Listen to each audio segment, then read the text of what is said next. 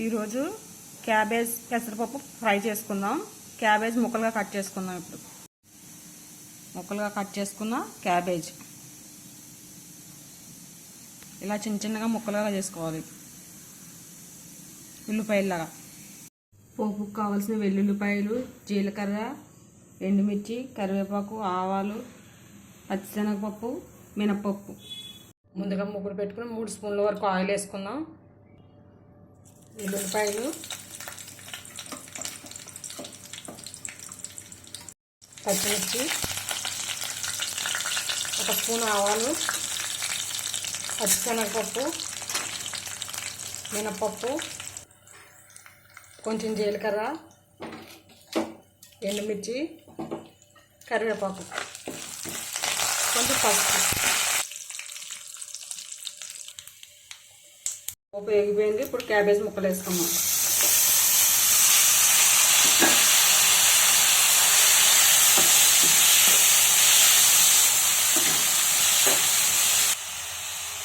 ఒకసారి మొత్తం కలుపుకుందాం.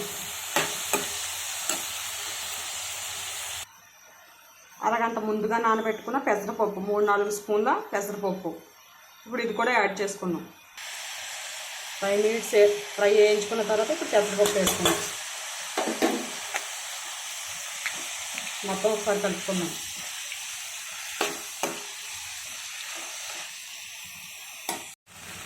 ఒక స్పూన్ సాల్ట్,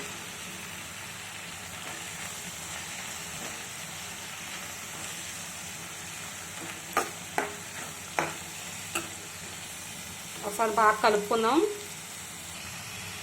కొంచెం కారం,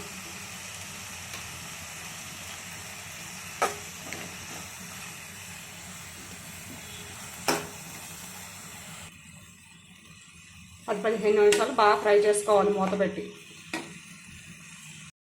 అప్పుడప్పుడు కలుపుకుంటూ ఉండాలి ఫ్రైని.